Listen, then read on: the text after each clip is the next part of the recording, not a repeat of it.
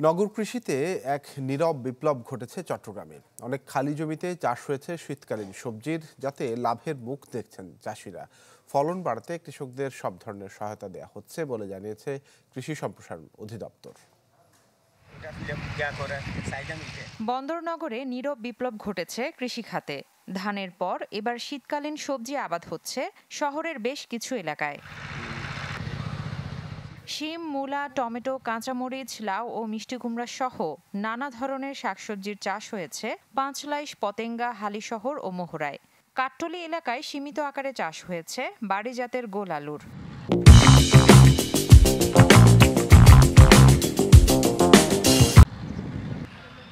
ফলন ভালো হওয়ায় লাভের অঙ্ক নিয়ে বেশ আশাবাদী কৃষকরা।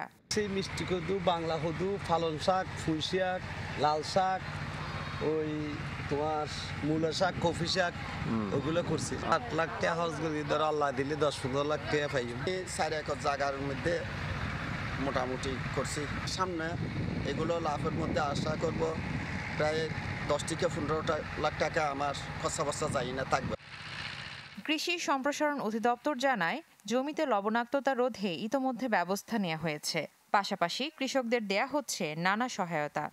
জৈব পদ্ধতির উপরে আমরা গুরুত্ব দিয়ে থাকি, এই জন্য রাসায়নিক কীটনাশক, রাসায়নিক সার ব্যবহারের ফলে আমাদের যে সবজিতে একটা রাসায়নিক বিষক্রিয়া তৈরি হয়, যেটা আমাদের শরীরের জন্য খুবই ক্ষতিকারক এবং ক্যান্সার উৎপাদন করে থাকে। এই জন্য আমরা সবসময় জৈব পদ্ধতিতে সবজি উৎপাদনের উপরে গুরুত্ব দিয়ে থাকি। এটা লবণের যে একটা প্রবলেম, যেহেতু আমাদের এখানে কোস্টাল বেল্ট, এখানে বিভিন্ন ইয়ার মধ্যে ফোল্ডার রয়েছে লবণের পানি, এখানে ইনট্রুশন ঘটে। বিএডিসিকে আমরা অনুরোধ জানিয়েছি যেখানে আমাদের সেচের প্রবলেম, যেখানে আমাদের সুপেয় এবং স্বাদু পানির ব্যবস্থা করা যায়। ইতিমধ্যে তারাও বিভিন্ন ধরনের উদ্যোগ নিয়েছে। চট্টগ্রাম জেলায় এবছর শীতকালীন সবজি আবাদের লক্ষ্যমাত্রা ধরা হয়েছে 6,63,100 টন। এর মাঝে 17,100 টনের লক্ষ্যমাত্রা রয়েছে নগরে। ইসরাত আমি, চ্যানেল 24, চট্টগ্রাম।